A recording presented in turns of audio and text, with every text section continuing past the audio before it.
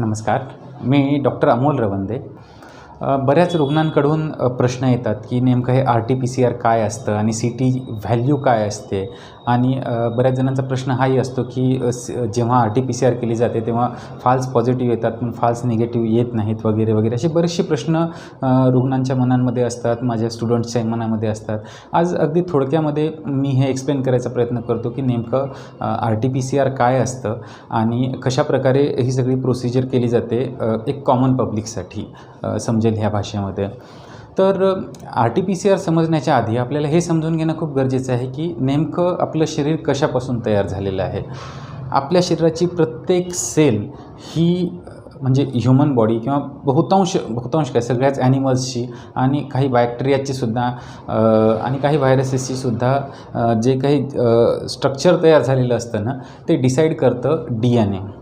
Okay, so DNA म्हणजे डीऑक्झीरायबोज nucleic acid. तर DNA हे आपल्या अगदी तुम्ही कसे दिसता, कसे तुमचे ज्या काही डिसिजेसपासून तुम्ही सफर होणार आहेत प्रत्येक गोष्ट डिसाईड करणारा एक फॅक्टर म्हणजे DNA. तर समजून घेऊयात की नेमका DNA म्हणजे काय. तर DNAचं लॉंग फॉर्म आहे डीऑक्झीरायबोज न्यूक्लिक ॲसिड. तर हा असतो डबल स्ट्रँडेड. तर साध्या भाषेमध्ये सांगायचं झालं तर जुन्या काळामध्ये टेलिफोनला तो जो उचलायचो रिसिव्हर आपण त्याला आणि टेलिफोनला कलेक्ट करण्याचा जो कॉर्ड असायचा ना गोल गोल गोल त्याला जर खेचलं तर कसा दिसतो ना तसा अगदी DNA दिसतो. फक्त फरक एवढाच की तो कॉर्ड एक सिंगल स्ट्रँड असतो आणि इथे डबल स्ट्रँड असतो. तर DNA हा डबल स्टँडेड असतो असा गोल गोल गोल आणि हा दुसरा त्याला असतो. आणि हे जे दोन स्ट्रँड्स आहेत ह्याला एकमेकांना बांधून ठेवण्यासाठी इथे काही घटक असतात, काही प्रोटीन्सचे घटक असतात आणि हे घटक मेनली चारच आहेत A, T, G आणि C. A म्हणजे ॲडिनिन, T म्हणजे थायमिन, G म्हणजे ग्वानिन, C म्हणजे सायटोसिन. गंमत अशी आहे की ॲडिनिन आणि थायमिन हे दोघं नेहमी बाउंड होतात आणि ग्वानिन आणि सायटोसिन हे दोघं नेहमी बाउंड होतात. ह्याच्या स्ट्रक्चरमध्ये चेंजेस होत नाहीत. तुम्ही बघितलं असेल की CIDमध्ये तो येतो आणि म्हणतो कुछ तो भी गडबड है दया आणि गडबड त्यानं म्हणली की मग ते DNA ॲनालिसिस वगैरे करतात. माहिती आहे का काय करतात DNA ॲनालिसिस. तर हे जे इथे हा जो DNA आहे डबल स्टँडेड ह्यामध्ये प्रत्येक व्यक्तीमध्ये इथे हे जे आता मी इथे एक तुम्हाला छोटीशी फिगर काढून दाखवली आहे. इथे adenine, guanine, cytosine, thymine, cytosine, guanine, adenine, thymine, thymine, thymine, adenine. आणि ॲडिनिन कोणाशी बाउंड होतो? थायमिनशी. So thymine G, C, G, T, A ह्या प्रकारे हा डबल स्टँड तयार होतो आणि हे दोन एकमेकाला बाउंड ठेवून ह्या पूर्ण RNAला अशा प्रकारे DNAला अशा प्रकारे बाउंड करून ठेवतात.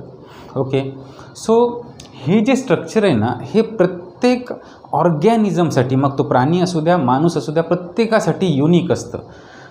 प्रत्येकासाठी वेगवेगळं स्ट्रक्चर असतं आणि त्यामुळे त्या व्यक्तीची आयडेंटिटी काय आहे तर त्याचा DNA आहे. ही गोष्ट जर तुम्हाला समजली तर मग पुढच्या सगळ्या गोष्टी खूप सोपे जातील समजायला. सो समजा की एखादा व्यक्ती आहे आणि त्याचा ह्या प्रकारचा स्ट्रँड आहे DNAचा. ओके, आलं लक्षात. इथपर्यंत जर लक्षात आलं तर पुढची गोष्ट एक छोटीशी सांगून ठेवतो म्हणजे पुढे तुम्हाला अजून समजायला सोपं जाईल की शरीर हे पूर्ण प्रोटीन्सवरतीच चालतं आणि हा जो DNA आहे ह्याला ब्रेकडाऊन केलं जातं RNAमध्ये. RNA हा सिंगल स्टँडेड असतो.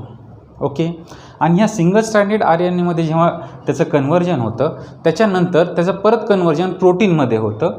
ओके, आणि मग ती प्रोटीन शरीरातल्या पूर्ण मेटाबॉलिझमसाठी म्हणजे आपण चयापचयाची क्रिया म्हणतो त्याच्यासाठी प्रत्येक गोष्टीसाठी एनर्जीसाठी बाकी सगळ्या पुढच्या गोष्टींसाठी युटिलाइज केलं जातं. तर ह्या DNAचा ब्रेकडाऊन RNAमध्ये करणे ह्याला ट्रान्स्क्रिप्शन म्हणतात आणि ह्या RNAचा प्रोटीनमध्ये कन्व्हर्जन ह्याला ट्रान्सलेशन म्हणतात. ओके, मी इथं लिहिलेलं नाही आहे but we can write it down. This process is called as translation.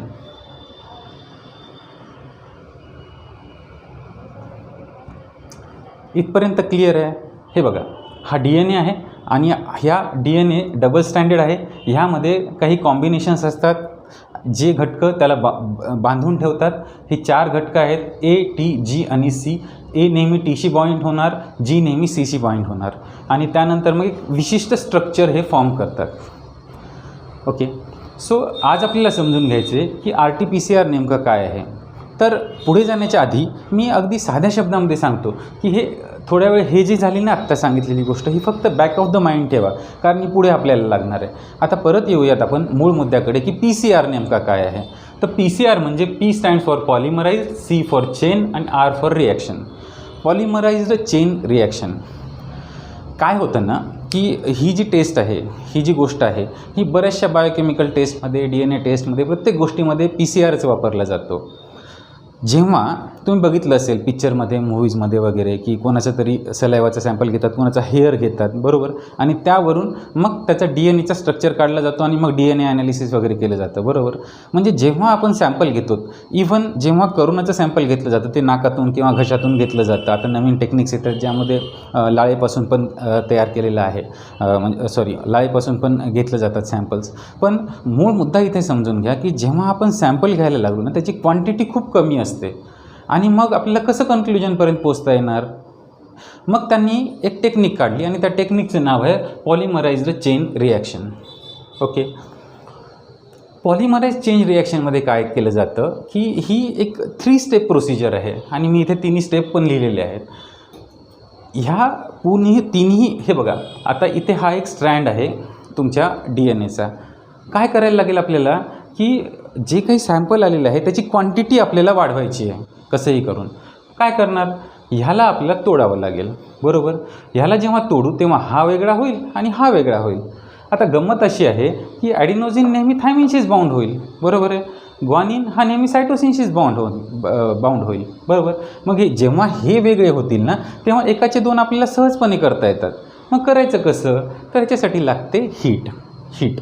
आणि ही जी मशीन आहे ना, ती असते हीट थर्मोसायक्लर म्हणून असते. ही एका विशिष्ट टेम्परेचरला घेऊन झालं की हे डिसोसिएट होतात, हे ब्रेकडाऊन होतात, ठीक आहे. ह्याला डिनॅच्युरेशनसुद्धा म्हणतात ह्या प्रोसिजरला. हे आधी ब्रेक करणार आपण. हे जेव्हा ब्रेक होतील त्यावेळेस काय होईल की हा वेगळा होईल आणि हा वेगळा होईल. हे जेव्हा हे 2 स्ट्रँड्स वेगळे झाले तेव्हा आपल्याला माहिती आहे की एखाद्या व्यक्तीचा किंवा एखाद्या व्हायरसचा समजा आपण किंवा एखाद्या बॅक्टेरियाचा जो काही असेल, तेव्हा आपल्याला काय करावं लागेल की इथे ॲडिनोझिन, ग्वानिन, सायटोसिन, राईट, TCGA. तर हा एक फॉर्म्युला मोस्ट ऑफ द त्याच्या चेन्समध्ये दिसतो आहे, DNAच्या चेनमध्ये. मग ही लोकं काय करतात की ह्यामध्ये कुठला फॉर्म्युला आहे जो फार फ्रिक्वेंटली दिसतो आहे, राईट, कुठला फॉर्म्युला आहे जो फ्रिक्वेंटली दिसतो तो इथे सर्च करणार ही लोकं. आणि त्या फॉर्म्युल्याचा जो स्ट्रक्चर आहे तो स्ट्रक्चर त्या किटमध्ये वापरला जातो. आणि तो स्ट्रक्चर जो असतो किंवा ती जी किट असते त्यामध्ये हे जे वापरलं जातं ह्याला म्हणतात प्रायमर, राईट. आणि त्यामुळे ह्या स्टेपला म्हणतात प्रायमिंग ही 2 स्टेपमध्ये केली जाते. पहिलं काय की शोधलं जातं की आता समजा करोना व्हायरस आहे, तर व्हायरसचा जो काही स्ट्रँड आहे तो स्ट्रँड कुठल्या प्रकारचा आहे हे आपण बघतो आणि त्यानुसार मग पुढे आपण जातो की बाबा ह्याचा जो प्रायमर जो आहे हा व्हायरसचा तो हा आहे, राईट. मग ह्या व्हायरसचा किंवा बॅक्टेरियाचा जे कुठल्या टेस्ट केल्या जातात समजा त्यामध्ये हा प्रायमर शोधणं खूप महत्त्वाचं आहे. एकदा का प्रायमर कळाला, हा प्रायमर असतो अंदाजे एक 10 ते 15 ह्या प्रकारच्या कंटिन्यू चेनमधला 10 ते 15चा एक प्रायमर फिक्स केलं जातं की हा प्रायमर जर असेल तर तो हा व्यक्ती आहे, तो हा बॅक्टेरिया आहे, तो हा व्हायरस आहे. क्लिअर. मग हा प्रायमर जो असतो तो एकच घेतला जात नाही, हा नेहमी जोडीमध्ये येतो, हा वरचा आणि हा खालचा. तर ह्या 2 प्रायमर्सला काय केलं जातं की त्या जेव्हा पहिलं काय केलं, ब्रेक केलं आपण डिनॅच्युरेशनमध्ये, हीट केलं आणि ह्याला ब्रेक केलं, 2 वेगवेगळे केले. त्यानंतर काय केलं की इथे प्रायमर्स टाकले आपण. ओके. जेव्हा प्रायमर्स टाकतो आपण तेव्हा हे प्रायमर्स इथे बाइंड होतील. ऑब्व्हियसली त्याला जे बाइंडरचे रिसेप्टर्स असतात हे प्रत्येकाचं आपापलं स्ट्रक्चर असतं आणि त्यामध्येच ते बरोबर बाइंड होतात. मग हे प्रायमर्स इथे बाइंड होतात. बाइंड झाले की हे झाला वेगळा, हे झाला वेगळा. ही प्रायमिंगच्या पहिल्या स्टेपमध्ये प्रायमर टाकल्यानंतर दुसऱ्या स्टेपमध्ये काय केलं जातं की ॲडमिन, थायमिन, ग्वानिन, सायटोसिन हे 4ही मोठ्या प्रमाणामध्ये इथे टाकून दिले जातात. मग काय करतील ते आपल्या आपल्या ठिकाणी जाऊन बसतील, इथे जाऊन बसतील आणि मग हे वेगवेगळे 2 DNAचे चेन आपल्याला भेटतील. थोडक्यात सांगायचं काय तर ही एक प्रिंटआउट किंवा झेरॉक्स काढण्याची टेक्निक आहे. काय केलं एक मॉलिक्यूल समजा, आता एक लक्षात घ्या की पहिला जो मॉलिक्यूल घेतला इथं आपण एक DNA एक पहिला DNAचा स्ट्रँड घेतला मॉलिक्यूल म्हणल्यापेक्षा, तर त्याला आपण काय केलं, 2मध्ये केलं इथं. म्हणजे जेव्हा आपण पहिली सायकल फिरवली त्यावेळेस काय झालं, एकाचे 2 झाले. ओके. मग समजा आपण एखादं सॅम्पल घेतो आहे, त्याच्यामध्ये 5000 जर स्ट्रँड सापडले DNAचे, एका स्पेसिफिक DNAचे. अर्थातच हे करण्याच्या आधी ही केलं जातं की जेव्हा ते येतं, आता आपल्या थ्रोटमधून स्वॅब घेतला आहे, त्यामध्ये इतर व्हायरसेससुद्धा येतील, त्यामध्ये आपले स्वतःचे DNA असतील त्यामध्ये, बरोबर, बॅक्टेरियाज असतील आणि सोबत कोविडसुद्धा असेल. कोविडचा जो RNA आहे तोसुद्धा असतो, बरोबर. ती पुढे सांगेल मी प्रोसिजर. त्याला व्यवस्थित स्वच्छ वगैरे केलं जातं जेणेकरून हे बाकीचे सगळे घटक आहेत ते बाजूला केले जातील. पण मूळ मुद्दा इथे आहे की इथे आपण PCR म्हणजे पॉलिमराइज चेन रिॲक्शनमध्ये काय करतो आहे की पहिल्यांदा ह्या DNAला आपण डिसोसिएट करतो आहे, ओके, डिनॅच्युरेशन करतो आहे, त्याला ब्रेकडाऊन करतो आहे आणि एकाला 2मध्ये कन्व्हर्ट केलं आपण. म्हणजे इथं रेशिओ काय झाला, 1:2. ही जी सायकल आहे या सायकलचा पहिल्या सायकलचा रेशिओ आहे 1:2. ओके. म्हणजे 5000 जर सापडले आपल्याला तर DNAचे स्टँड, त्या 5000चे 10,000 होतात पहिल्या सायकलमध्ये. ओके, क्लिअर आहे. ही जे प्रायमर्स इथे वापरतात ना, ह्या प्रायमर्समध्ये एक खासियत असते की हे प्रायमर्स एका विशिष्ट प्रकारची लाईट इमिट करतात. ओके, फ्लुरोसन्स म्हणतो आपण त्याला इंग्रजीमध्ये. तर काय होतं की त्याच्यानंतर मग एक विशिष्ट प्रकारची लाईट टाकून चेक केलं जातं की बाबा लाईट त्यामधून इमिट व्हायला लागली आहे का. ठीक आहे. मग ह्या गोष्टीमध्ये समजून घ्या तुम्ही की हे बघा, पहिली स्टेप झाली, ब्रेकडाऊन झालं, त्यानंतर प्रायमरमध्ये 2 स्टेप्स घेतल्या आपण. एक काय केलं की हे जे प्रायमर्स जे आहेत प्रायमिंगमध्ये प्रायमर्स टाकले, त्यानंतर मग काय झालं की प्रायमर इथे बाइंड होतील चेन त्याची, त्यानंतर मग उरलेलं सगळं जे काही आहेत ते 4 टाकून देणार आपण, एकाचे 2 केले, राईट. मग ही जी प्रोसेस आहे एकाचे 2 करण्याची, ह्याला म्हणतात पॉलिमरायझेशन. क्लिअर. सो जेव्हा पॉलिमरायझेशन झालं तेव्हा पहिल्या सायकलमध्ये एकाच 2 म्हणजे एक जो DNA आपल्याकडे होता त्याचे 2 DNA केले आपण. क्लिअर. आता गंमत सांगतो तुम्हाला मी की हा जो व्हायरस आहे करोनाचा, हा सिंगल स्टँडर्ड आहे, तो RNA व्हायरस आहे, राईट. आणि हा सिंगल स्टँडर्ड आहे, पण आपल्याकडे ज्या काही टेक्निक सध्याला अवेलेबल आहेत त्या सगळ्या PCR फक्त DNAवरतीच आहेत. मग हात व्हायरस निघाला शहाणा, मग आपण काय हाताला हात धरून बसणार, आपले सायंटिस्ट काय येडे आहेत का, अरे तू शहाणा तर आम्ही काय कमी आहेत का. यांनी काय काढली की हे जे DNA ब्रेकडाऊन होतो आणि त्याला RNAमध्ये जेव्हा कन्वर्ट होतं आपल्या बॉडीमध्ये किंवा कुठल्याही बॉडीमध्ये, त्यावेळेस त्या प्रोसेसला म्हणतात ट्रान्स्क्रिप्शन. आणि मग ह्यांनी टेक्निक शोधून काढली, ह्यांनी एक एन्झाईम शोधून काढलं आणि त्याचं नाव आहे रिव्हर्स ट्रान्स्क्रिप्टेज. हा एन्झाईम काय करणार की RNAला DNAमध्ये कन्वर्ट करणार, त्याचंच ॲनालॉग शोधून काढणार आणि त्याला शोधून काढून त्याला बरोबर DNAमध्ये कन्वर्ट करणार. क्लिअर आहे. त्यामुळे ह्या प्रोसेसला म्हणतात रिव्हर्स ट्रान्स्क्रिप्टेज. आणि RT stands for reverse transcriptase आणि PCR stands for polymerised chain reaction. I hope this is clear for you till now.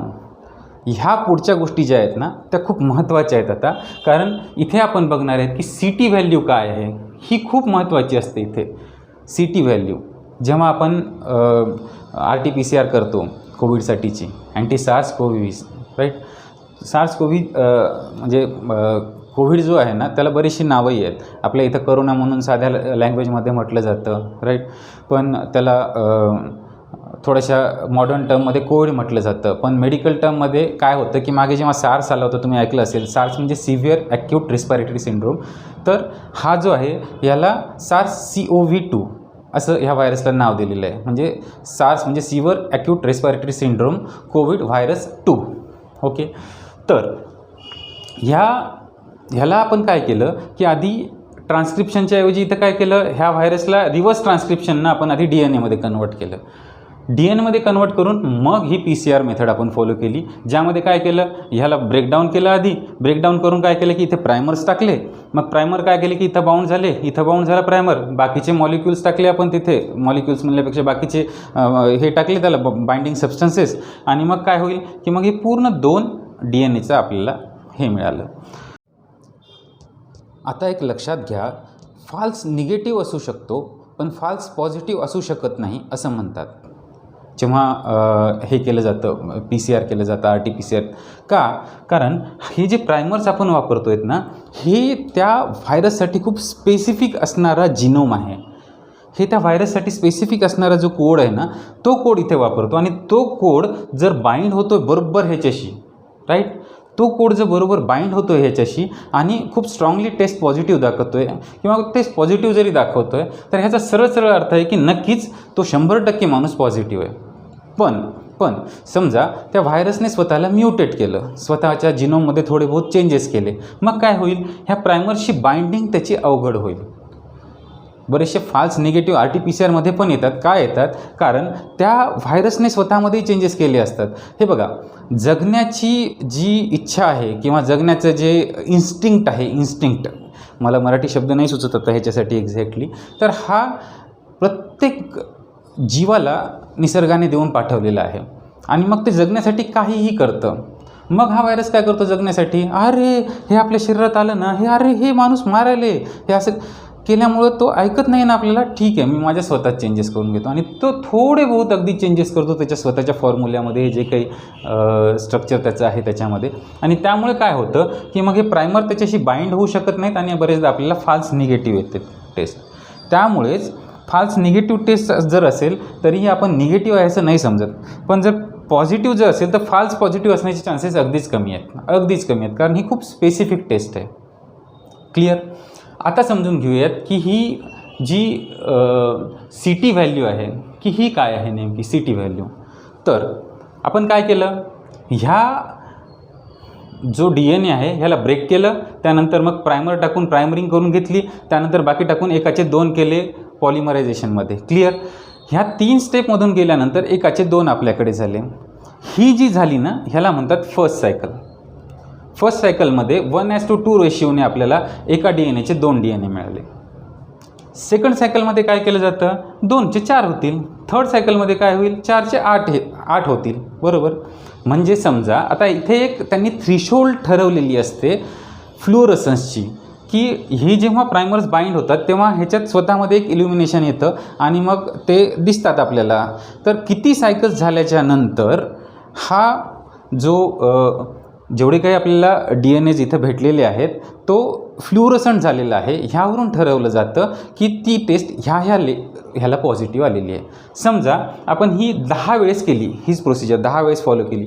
काय केलं? आधी गरम केल्यानंतर हा ब्रेक झाला, मग परत थंड करावं लागेल आपल्याला. त्याच्या आधी प्रायमर टाकतात, मग परत थंड करतात. थंड केल्यानंतर ही जी मशीन आहे ती हीट थर्मोसायक्लरमध्येच केलं जातं सगळं हे, आणि मग त्यानंतर मग पॉलिमरायझेशन होतं आणि मग एकाचे 2 ह्या पद्धतीनं होतं. हे पहिली सायकल झाली. पहिल्या सायकल, दुसरी सायकल, तिसरी सायकल, अशा 10 सायकल झाल्यानंतर समजा आपल्याला इल्युमिनेशन आलं ह्या फ्लुरोसन्स ह्याच्यामुळे. जर तिथे लाईट आली तर काय होईल? सरळ आहे की 10 त्याचा CT स्कोअर आला एका व्यक्तीचा, राईट. आपण दुसऱ्या व्यक्तीचं घेऊ. त्या व्यक्तीला समजा ही प्रोसेस 20 वेळेस करावी लागली आणि 20 वेळेस केल्याच्या नंतर मग फ्लुरोसन्स आलं, इल्युमिनन्स आलं आणि मग त्याचा CT स्कोअर येतो 20. मग सरळ सरळ समजण्याची गोष्ट आहे की 10 CT स्कोअर असणारा आणि 20 CT स्कोअर असणारा ह्या व्यक्तीच्या पैकी कोणत्या व्यक्तीच्या नाकात आणि घशात व्हायरसचा लोड जास्त आहे? तर ऑब्व्हियसली ज्याच्यात 10 आहेत ना त्याच्यात आहेत. का? कारण ही जी प्रोसेस आहे ना, ज्यामध्ये आपण डबल करत गेलो, हे फक्त 10च वेळेस करावं लागलं तेव्हा व्हायरल लोड जास्त आला. पण 20 वेळेस केल्यानंतर झालं तर त्या व्यक्तीमधला व्हायरल लोड थ्रोटमधला कमी आहे. पण इथे एक गोष्ट समजून घेणं खूप गरजेचं आहे, ते म्हणजे क्लिनिकल गोष्ट, की तुमच्या नाकात घशामध्ये व्हायरस आहे हे फक्त आपण ह्या टेस्टने डिटेक्ट करतो, पण ह्याला तुमचं शरीर कशा प्रकारे प्रतिरोध करतं हे खूप वेगवेगळ्या प्रकारे करतं. ओके, मी असे पेशंट पाहिलेत ज्यांचा CT स्कोअर अगदी 10-12 होता पण ते सिरियस झाले लॉंग रनमध्ये, आणि मी असेही पेशंट पाहिलेत ज्यांचा 18-19 होता पण ते रिकवर झाले without much of the fibrosis and all complications of lungs. हे का होतं? तर समजण्याची गोष्ट ही आहे की तुमचं शरीर कसं रिॲक्ट करतं त्याला हे लक्षात येतं. पण आता ही जी आहे ते 40 वेळेस केलं जातं ही प्रोसेस, राईट, PCRची. गव्हर्नमेंटनी लेटेस्ट सांगितलेल्या आकड्यानुसार 24 हा आकडा लक्षात ठेवा, 24. असं जर 24 वेळेस केलं आणि त्याच्यानंतर जर तुमच्या आधी 40 होता तो आकडा, 34च्या आसपास हे होता, तर हे 24 वेळेस केल्याच्या नंतर जर समजा तुमच्या शरीरामध्ये त्यावेळेस जर टेस्ट पॉझिटिव्ह आली तर समजायचं की खूप डायल्यूट करावं लागलं तुमच्या ह्याला, ही प्रोसेस जवळपास 24 वेळेस रिपीट करावी लागली, तेव्हा कुठं ते थोडा बहुत व्हायरस दिसला. आणि गव्हर्नमेंटनी बरी स्टडी करून, किंवा गव्हर्नमेंटनी म्हणण्यापेक्षा ज्या काही मेडिकल ॲथॉरिटीज आहेत त्यांनी खूप स्टडी करून हे ठरवलेलं आहे की जेव्हा हे 24पर्यंत तुम्ही केलात आणि तेव्हा जेव्हा सापडेल तुम्हाला इल्युमिनेशन, त्यावेळेस समजून घ्यायचं तुम्ही की तुमच्या शरीरात व्हायरस आला आहे बाबा, पण तुमच्याकडून तुम्ही दुसऱ्याला देण्याची शक्यता खूप कमी झाली आहे. So this CT score of 24 is important. जर 24पर्यंत तुम्ही ही प्रोसेस रिपीट केली, तेव्हा त्याच्यानंतर जर आली तर तुम्ही तुमच्याकडून दुसऱ्याला होण्याची शक्यता खूप कमी आहे. पण जर तो 10ला आला आहे, 12ला आला आहे, 15ला आला आहे तुमचा जर CT score, cycle threshold score, ठीक आहे, तर समजून घ्यायचं की व्हायरल लोड तुमच्या घशात आणि नाकात भरपूर आहे. प्लीज हे कन्फ्युजन नको की जेव्हा हा CT स्कोअर कमी आहे, हा CT स्कोअर आणि HRCT म्हणजे छातीचा जो CT स्कॅन केला जातो त्याच्यात येणारा स्कोअर, ह्या दोघांमध्ये तुम्ही कन्फ्यूज नका करून घेऊ. दोन्ही वेगळ्या गोष्टी आहेत. ह्यामध्ये हेच दाखवतं की घशात किती आहे, HRCT काय दाखवतं की तुमच्या लंगमध्ये किती प्रमाणामध्ये तो पसरला आहे. ओके, त्यावरती वाटल्यास मी एक वेगळा व्हिडिओ बनवेल. पण मला वाटतं की ही गोष्ट तुम्ही सगळ्यांनी क्लिअरली समजून घ्यावी. इथे फक्त मी एक गोष्ट सांगायची हे विसरलो की DNA म्हणजे डीऑक्झीरायबोज न्यूक्लिक ॲसिड, आणि RNA हा सिंगल स्ट्रँडेड असतो आणि त्याला रायबोज न्यूक्लिक ॲसिड म्हणतात. आणि ही जी प्रोसेस असते DNAला RNAमध्ये कन्वर्ट करायची, त्याला ट्रान्सक्रिप्शन म्हणतात, मी सांगितले. आणि इकडून तिकडे घेऊन जाण्याची जी आहे त्याला रिव्हर्स ट्रान्सक्रिप्शन म्हणतात. आणि रिव्हर्स ट्रान्सक्रिप्शन करून काय करतात की ह्याचाच ॲनालॉग असणारा असा एक चेन बनवून त्याला तयार केलं जातं. याला cDNA म्हणतात किंवा कॉम्प्लिमेंटरी DNA, म्हणजे हा RNA जो आहे ह्याच्यासारखा दिसणारा दुसरा DNA, त्याला कॉम्प्लिमेंटरी DNA म्हटलं जातं. हे क्लिअर आहे. ह्यापुढे काही अजून जास्त एक्सप्लेन करण्याची गरज नाही आहे. नक्कीच कोणाला काही डाऊट्स असतील तर feel free to contact me. Thank you so much.